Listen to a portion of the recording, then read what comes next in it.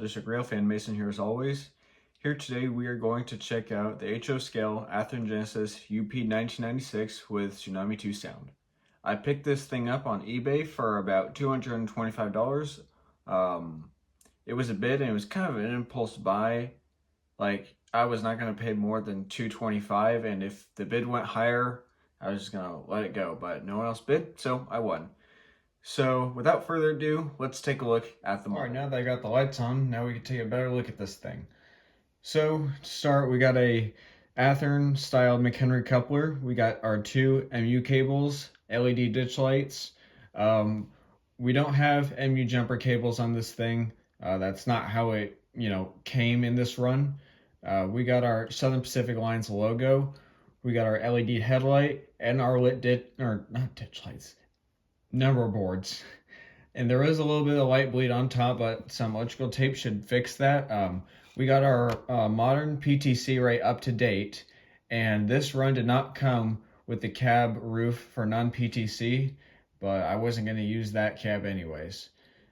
So let's get started on the sides. On the sides, we got our rolling bearing caps. Yeah, there's not too much to the sides. I mean, already so many reviews on these things, but I thought I'd just get my input. So, roller bearing caps, we do have ground lights and step lights for when, well, in reality, when crews are trying to see if the train is moving at night.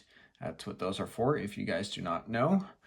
We got our exhaust step up here. We got our K5 LLA horn. We got our dynamic braking fans, I believe. I could be wrong on that. You guys will probably have to correct me. Fuel tank, Southern Pacific. We got our UP logo back there. We got a brake wheel.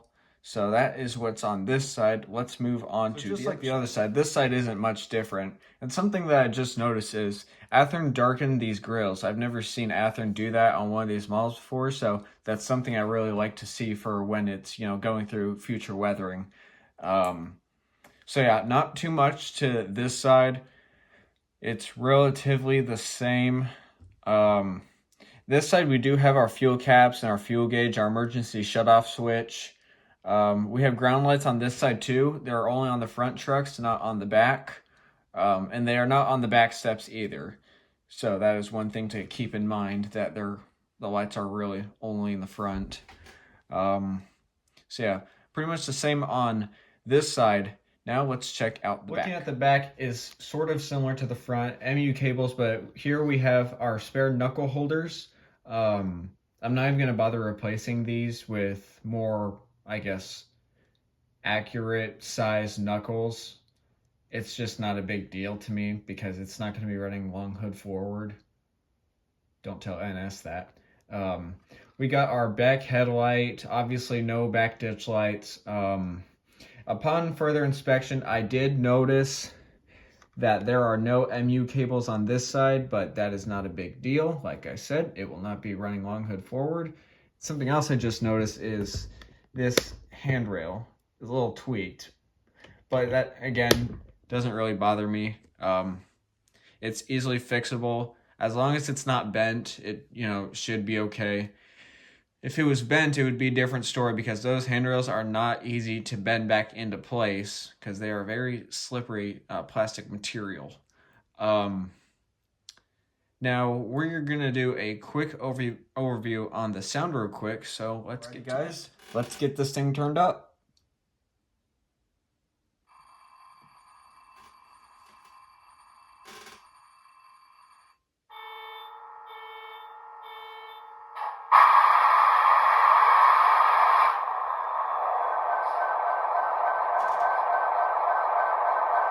Now, as you can see in the front, you can sort of see our lit number boards on the sides. It's sort of hard to see the headlights and ditch lights as well as the ground lights, which I'll turn the lights back off here so it is easier to see that.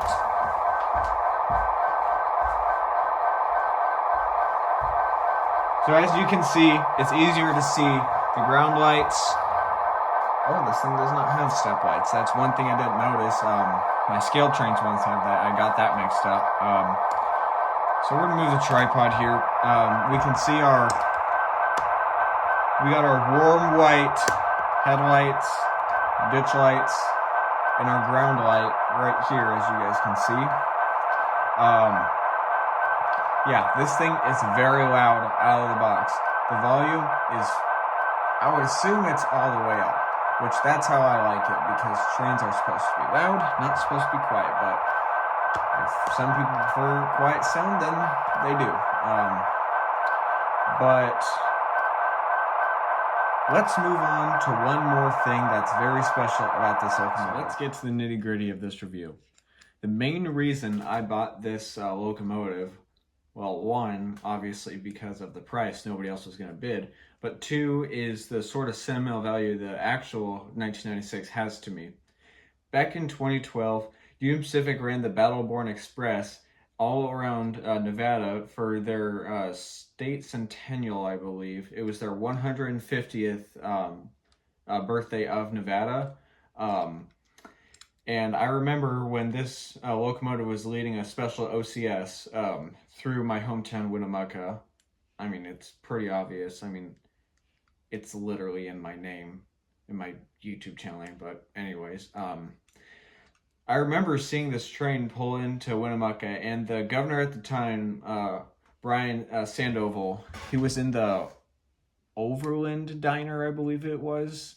I remember he gave me this special button honoring their 150th birthday of Nevada, and it was just a really cool sight to see. And this was like my first time seeing like UP heritage equipment other than the 844.